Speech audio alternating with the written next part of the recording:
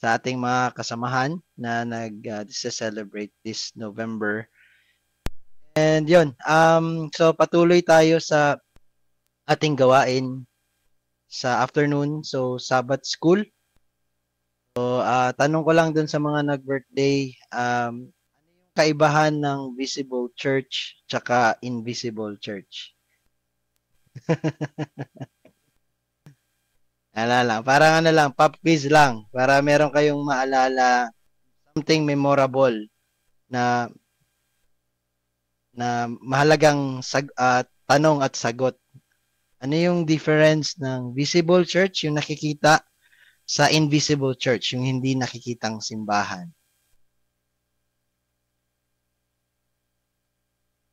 Tapos, pagkatapos kong masagot, magsisimula na tayo sa ating church membership na continuation.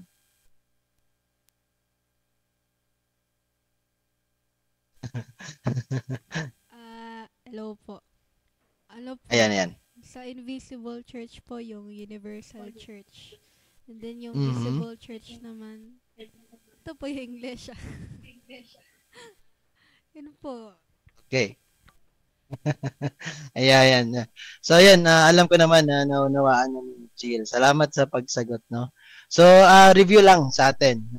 Para at least alam natin ano yung kaibahan nung nakikita sa di nakikita. So, yung nakikita, yun yung tulad natin, samahan ng mananampalataya, okay, mga believers.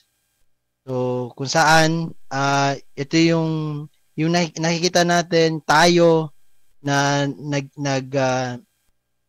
nangangaral ng ebanghelyo at nagsasagawa nung tamang pagsagawa o pag-administer ng mga ordinances. So, namely, baptism at saka yung Lord's Supper.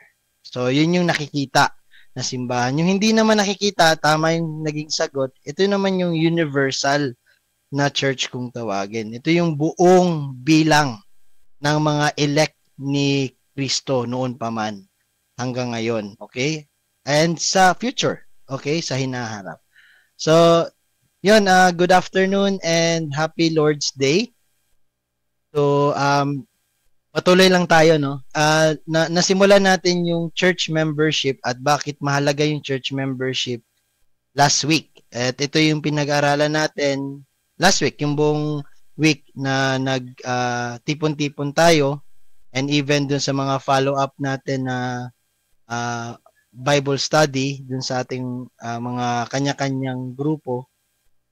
So, a small recap lang, and I think ito yung isa sa mga naging discussion na question last week about sa church membership. Bakit daw mahalaga na tayo ay mapabilang sa tsak at kilalang church or iglesia? So, first of all, I think ang magiging unang sagot talaga natin, ito ay in accordance sa ating pagsunod sa utos. Malinaw to at inilalahad to sa maraming bahagi ng scripture. Okay? Kanina ang naging main point ng salita ng Panginoon sa pamamagitan din ng kanyang ng preaching sa pulpit kanina, yun yung maging maging diligent tayo sa pag-unawa doon sa kabuuan sa buong kapasyahan ng Panginoon. So, teka lang feedback. Okay. So, yun, mahalaga dahil hindi lang ito pagsunod sa utos, kundi dahil rin sa yung privilege din na meron tayo. But at the same time, hindi lang yung pribilehiyo na ikaw ay mapabilang doon, kundi nandun din yung na pag-usapan natin yung accountability and also yung church discipline, nahagip din doon sa talakayan natin. Kaya mahalaga, hindi lang to basta miyembro ka ng isang samahan. Mahalaga dahil bukod sa unang-una sa lahat, ito'y pagsunod mo sa salita ng Diyos at dun sa pribilehiyo na maaari lang na makamit ng isang miyembro. Pinakamabigat doon yung pangangalaga ng pastor. Kaya pagpasalamat natin yon. Kung ikaw ay miyembro ng isang lokal na iglesia, ikaw ay nasa ilalim, una sa lahat, ng pangangalaga ni Kristo, at alam natin na pag-aralan natin na walang ibang means ang Panginoon upang pangalagaan ang isang local church, kundi sa pangangalaga ng kanyang itinalaga. At yun ay ang ating mga pastol o pastor, kung tawagin. Okay? And yun yung maganda, no? Yun yung blessed na bagay na ibinigay sa atin ng Panginoon nung tayo ay tinawag tungo sa nag-iisang iglesia. Okay? So, yun nga, yung universal church kung tawagin. So, but, of course, niremind din sa atin, pinaalala sa atin, na akibat din noon bilang isang miyembro na tayo ay dapat mag-practice ng accountability. May pananagutan tayo una sa isa't isa, and gaya na nang nasabi ko nung last week, medyo pinahapyawan na rin natin, meron tayong bilang isang kongregasyon, meron din tayong pananagutan sa ating pastor. Okay? O dun sa mga matyagang nangangalaga sa atin, mga teachers na ibinibigay sa atin ng Panginoon sa ating lokal na iglesia.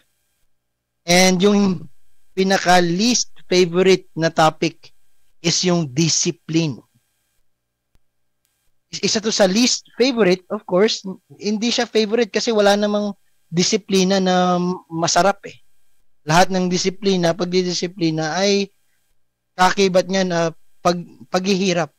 Okay? O pagdurusa kung mamarapatin natin, pagdurusa. Pero alam natin na ang lahat ng ito, lahat ng pagdurusa, kung ito ay nagmumula sa Panginoon at sa kanyang pangangalaga at pagdidisiplina, yung natin, yung outlook natin, yung glorification na ating tinitingnan, okay? Or inaasahan, our great hope.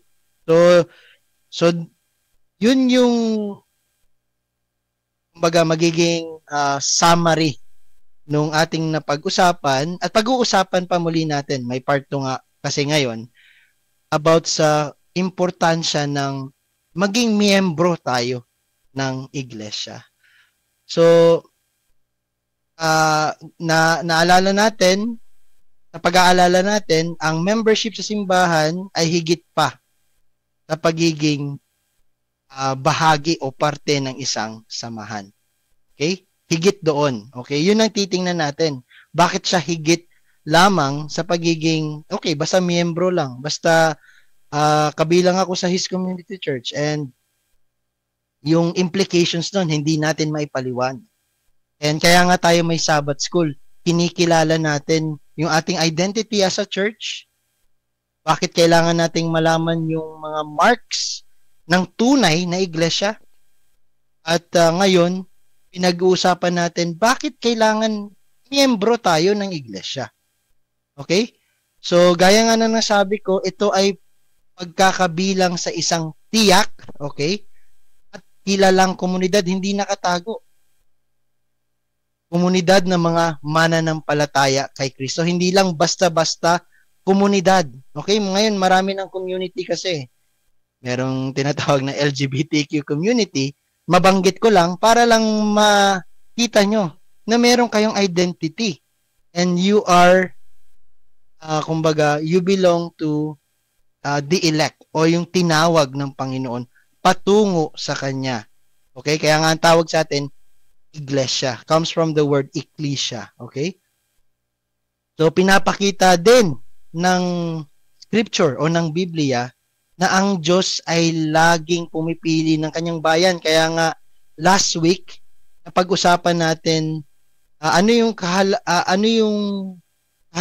ng pag-aaral din natin ng Old Testament na mga text. Kasi doon natin makikita yung history. Okay? Yung church history. Una sa lahat, tingnan natin kung ano yung inilathala ng or isinulat ng banal na espiritu patungkol sa bayan. Dahil nga parate, always, laging pumipili ng kanyang bayan ang Panginoon. Okay? At ang lokal na simbahan ay nagpapatuloy lamang ito. Okay? Kumbaga tayo yung nagpo-propagate lamang ng glory na ito or ng kaluwalhatian na ito ng Panginoon. So, ang pagiging miyembro, dadako na tayo sa membership. Ang pagiging miyembro ay pagsasabuhay, okay, ng buhay Kristiyano sa komunidad, okay? Sa isang komunidad. At hindi lang basta-basta komunidad, kundi komunidad ng mga mananampalataya, okay? So, mahalaga rin ang tungkulin natin sa isa't isa. So, yun na yung pagmamahalan, pakikipag-isa or pakikiisa, yung unity, maging mapagpanagot tayo or maging accountable tayo, maging responsible tayo sa isa't isa. At magpalakasan tayo. Hindi magpalakasan, magpaligsahan, kundi let us exhort one another. Okay?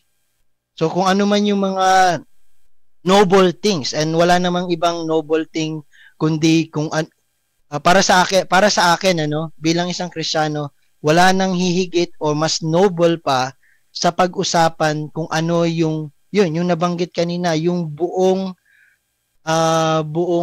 kapasyahan ng Panginoon. Okay? So at panatilihin natin, i-maintain natin ito.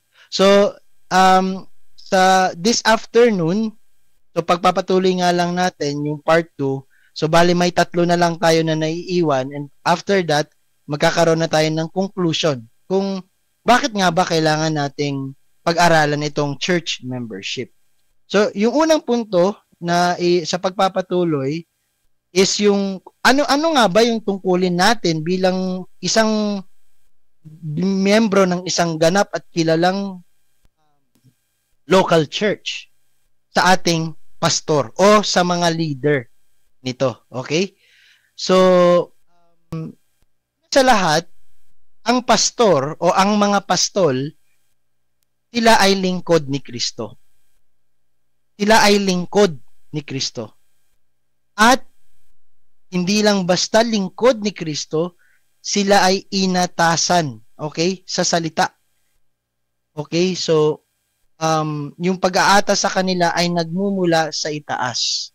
So, dapat silang igalang. So, kung papaano natin dapat igalang ang Diyos, ganun din natin dapat igalang ang kanyang tinalaga pang mga laga sa isang lokal na iglesia. Okay? So, igalang, ating i-cherish o pahalagahan natin, atin silang gawing huwaran, tularan natin sila, kung paano sila mamuhay, paano nila mahalin ang salita ng Diyos. And ito yung mga least favorite, okay? Favorite, suportahan din natin. Okay? Madalas ito yung nane-neglect ng congregation sa kanyang tungkulin. Na paano nga ba susuportahan ang isang nangangalaga, ang isang itinalaga sa katauhan nga ng isang pastor, no, sa isang lokal na iglesia. So sa madaling sabi, gaya nga ng sabi ko, yung unang point natin, anong tungkulin natin bilang isang kongregasyon? Ito ay ang suportahan ang ating leader, ang ating pastor. And of course, ang pinaka mahalagang suporta na meron dapat natin, wag nating isipin na basta suporta, ano yan, financial yan kaagad, ano yan, physical yan kaagad, gift, love gift kung tawagin, mga ganon. Sahod, hindi po, hindi lang basta iyon, kundi yung pagpapanalangin din. Kasi nga hindi madali. Alam natin na ang kalaban natin ay ang pakikipagdigma natin ay hindi sa laman. Kaya napakahalaga talaga. So, hindi lang ito parating hinihingi ng ating mga pastol sa atin. Hindi ko alam bakit. Syempre, siguro parang ano naman, no? Or awkward ba sa isang pastol na sabihin sa kanyang congregation, no, pagdasal niyo naman ako. Pero dapat malaman natin at alamin natin na isa ito sa prime na obligation natin or tungkulin natin sa ating leader. Panalangin natin. Kasi nga, gaya na ng sabi ko, kung ikaw isang miyembro at sumusunod ka sa salita ng Diyos, kung kaya ikaw ay faithful at nagpapamiyembro nga, hindi tulad ng iba na basta na lang, okay, hindi ko kailangan maging miyembro. I don't care. Parang ganun. So, kung ikaw ay lubusan na may kagustuhan na lubusin at tiyakin ang iyong pagsunod sa kautusan ng Diyos, ay isama mo ito. Pahalagahan mo, suportahan mo, igalang mo ang leader na sa iyo ay itinalaga ng Diyos sa lokal na simbahan. Kasi wala naman tayong ibang kikilalaning leader. Oo, meron tayong leader ng pambansa, yung ating mahal na Pangulo, at saka yung kanyang mga cabinets. And then, meron din sa mga barangay, mga ganun, mga kapitan. Pero sa atin, ganun din. May inatasang leader sa atin upang hindi lang para maging mag-show ng authority sa atin. Actually, they are under shepherd. At hindi nila kiniklaim yung own authority nila, kundi authority ni Christ. So kung yun ang matitingnan natin, yung authority ni Christ, yung pagiging shepherd at pagpapastol ng Panginoong Jesucristo, so siguro yun yung pinakamagandang maging motivation natin upang igalang, pahalagahan, tularan, suportahan, at higit sa lahat ipanalangin itong mga ating mga pastol or pastor. Okay? So, one of the memory verse, yung 1 Timothy 5:17, yung give double portion of honor sa mga masigasig na nangangaral at nagtuturo sa atin. Okay? Dapat silang ituring ng mga tao. Pag sinabi mga tao, yung mga kabilang sa congregation, o yung naging sagot kanina ni Jill, yung visible church, yung nakikitang church, dapat silang ituring ng mga ito bilang mga lingkod ni Kristo. Lingkod sila. Dapat yun yung makita natin. Wag natin silang tingnan sa lente ng pagiging kung ano yung individual na nila, kumbaga kung sino sila. Kung hindi yung tao ang titingnan mo, kundi si Kristo. At bilang mga pinagkatiwalaan ng mga hiwaga ng Diyos.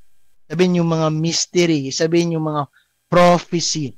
Actually, yan yung ginagawa ng mga pastor. They are just prophesying. Sila yung parang nagiging prophets, okay? Para sa mga tao ng Panginoon. Ganun din. Kumbaga, nakikita natin yung pattern. Kaya kung aaralin natin yung salita ng Diyos, at gusto nating lubusan na luwalhati ng Diyos sa kanyang salita, isa doon ay ang to give double portion of honor sa mga taong ito, sa mga pastor. Kung inaasahan ng mga Kristiyano, tayo, na tuparin ng kanilang pastor ang kanyang mga biblical na tungkulin, kung meron tayong ganong expectation from them, kailangang ipakilala ng mga kasapi ng iglesia ang kanilang mga sarili sa kanya. Hindi pwede na walang parang walang official, kumbaga walang official date or walang official na tawag diyan, 'di ba? Pag sa mga magkasintahan, napaka-importante yung ano no, kailan ba tayo naging official? Ganun din. Ganun din yung ating tungkulin bilang membro. Dapat maliwanag 'to. Hindi lang sa pastor kundi sa iyo. Ikaw ay kabilang sa mga pangangalagaan ng lingkod na ni Kristo. Okay? Dapat nilang ituring siya bilang isang kaloob or gift mula kay Kristo. So, siguro kung ganun natin ituring ang ating pastor, talagang pahahalagahan natin. And hindi lang sa, of course, ano lang yan, kumbaga, parang para maging madali lang nating unawain. Pero ganun eh, pag merong sa atin na kaloob at pinahahalagaan natin yung kaloob na yon, abay, yun yung magiging motivation natin upang igalang nga sila, bigyan sila ng double portion ng honor, okay, gaya ng inuutos ng salita ng Panginoon tungkol sa kanila. Okay? Sila ay kaloob ni Kristo na ipinadala sa iglesia para sa ating kabutihan. For our own good pa rin, mga kapatid. So, dapat igalang ang tapat na pastor. So, dito naman, ang magiging highlight is yung pagiging tapat ng isang pastor. So, gaya nga ng sabi ko sa inyo, hindi lang naman tayo yung may tungkulin sa pastor, kundi yung pastor din ay dapat maging tapat. At wala namang magiging criteria ng pagiging tapat, kundi pagiging tapat sa salita ng Diyos. Okay? Ganun lang naman. Yung salita ng Diyos pa rin sa bandang huli ang magiging sentro or magiging pinakamataas na kumbaga gabay sa atin. Ang Diyos pa rin, ano? So kaya nga hindi dapat i-lord over ng mga itinalaga. Okay? Yung mga desisyon nila dapat ay ang pinagmumulan noon ay ang pagiging tapat nila sa salita ng Diyos. Okay? At sa kanyang bayan. Okay? Sa kanyang iglesia. Okay? Hindi niya ito pinapalitan ng sarili niyang salita. Therefore, yung ICGCs. Okay? Therefore, yung hindi expository preaching. Okay? So, parang narinig ko lang kanina, si Paul Washer yata nagsabi. Ang ayaw niya daw na makita yung pastor na, okay, basta lang magaling sa expository, okay, tapos nun, magaling magsalita. Actually, higit pa doon dapat, sabi ni Paul Washer, dapat pag may tumatayo sa pulpito, meron talagang preaching, kung tawagin. Preaching in a sense na merong urgency parati. Merong parang pinapakita yung bigat sa bawat salita ng Panginoon. Hindi lang basta, okay, ngayon ang pagtatalakayin natin, Acts 18, tungkol kay Apollo, sino ba yung kanina? Si Apollo.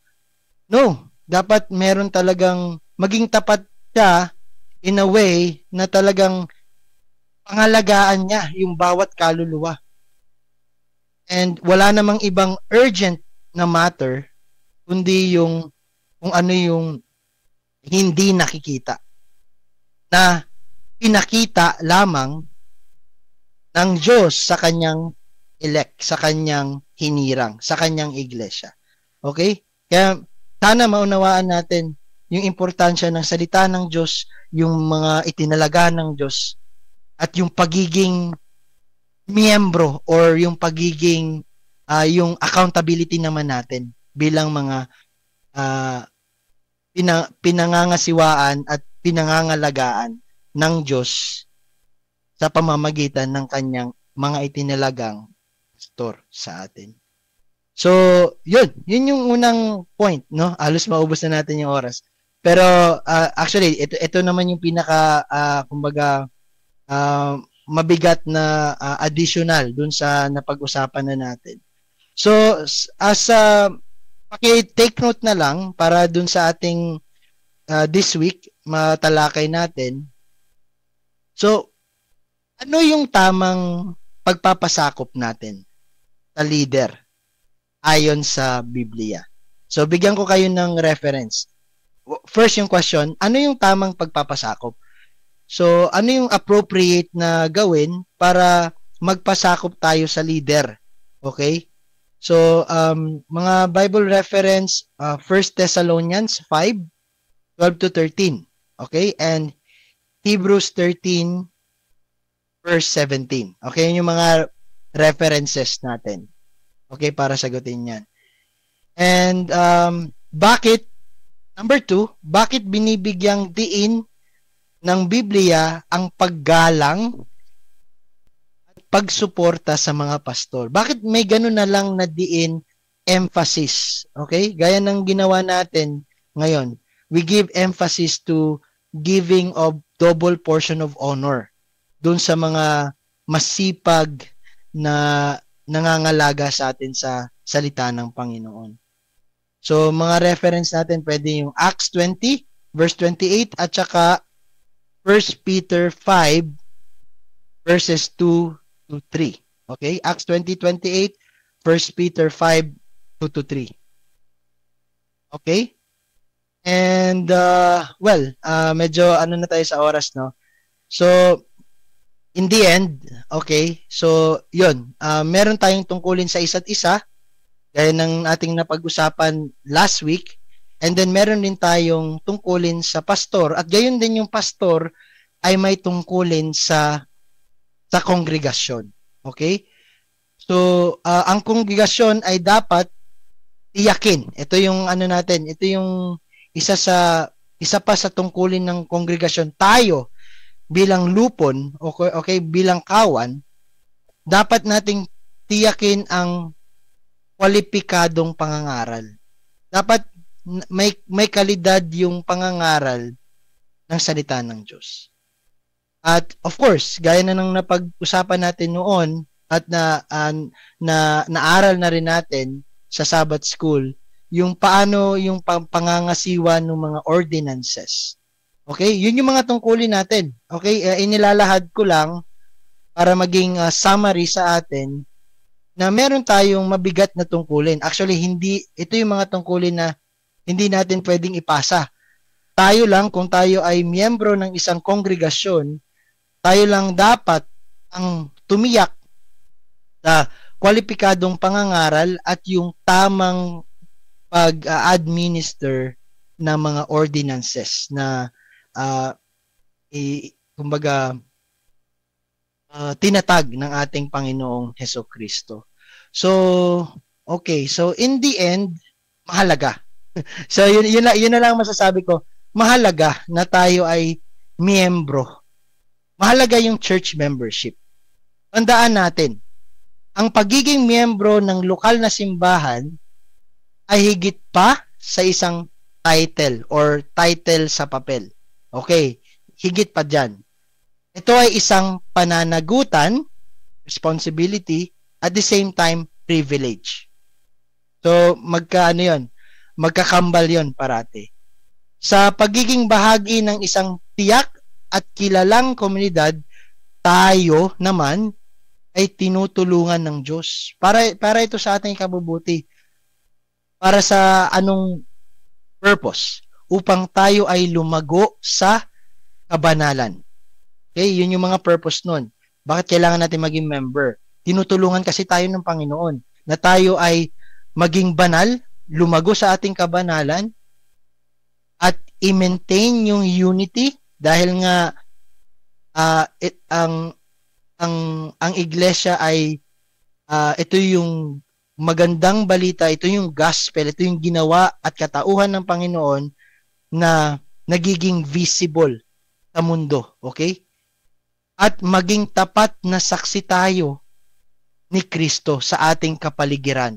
Okay? Huwag tayong walang pakialam sa ating paligid. The reason why merong tinawag na komunidad is para maging ilaw, sin sa buong mundo. Okay? So ganun kaimportante na sa simpleng pagiging miyembro mo, sa simpleng pagiging ano ba yan? Tahasan or pagiging sigurado ng iyong commitment sa iyong iglesia, sa iyong lokal na iglesia at sa iyong pastor, ay napapakita mo yung gospel sa kapaligiran or sa paligid mo. So yun, nawa sa ating pagtatalakay ng importansya ng membership, church membership, nawa hindi lang to sa papel din or hindi lang to sa okay, narinig ko, importante to. Nawa maging isabuhay talaga natin. Gawin natin siyang practice talaga simula ngayon. Na kung meron man sa atin ay sinusunod ang salita ng Diyos, ay magpamiyembro tayo. Huwag nating iwasan yung responsibilidad kasi church membership, again and again, pribilehiyo po ito sa lahat ng tinawag ng Panginoon. So, magiging questionable kasi na tinawag ka ng Panginoon pero hindi ka naman miyembro ng isang local na community or isang local church. So once again, happy Lord's Day and maging magalak tayo na maging miyembro, okay? Miyembro hindi sa papel kundi miyembro sa bond ng unity na binigay sa atin ng Panginoong Hesukristo at siya ay nagtalaga sa atin ng pastor kung kaya meron tayong pananagutan sa pastor at gayon din naman ng pastor sa atin bilang mga tinawag ng Panginoon bilang kanyang katawan at ganun din bilang isang kongregasyon may tungkulin tayo sa isa't isa. Okay? Maging magpatawaran tayo, maging kalakasan tayo ng bawat isa. And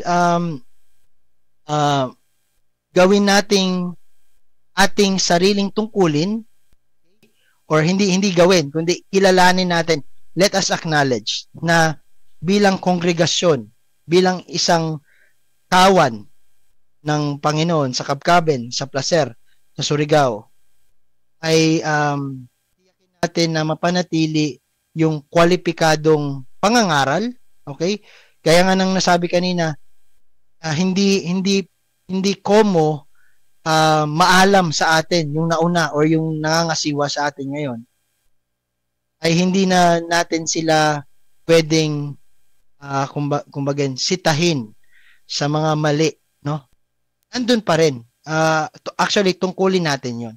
So, hindi tayo nagiging mapagmahal sa ating pastor kung hinahayaan natin ito sa mga mali.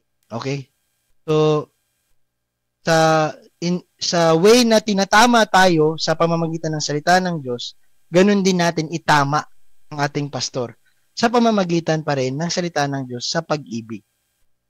So, doon na lang, no? Medyo nag-extend tayo ng 6 minutes. Pero God bless and kita-kita tayo muli sa next na Sabbath School for our next topic.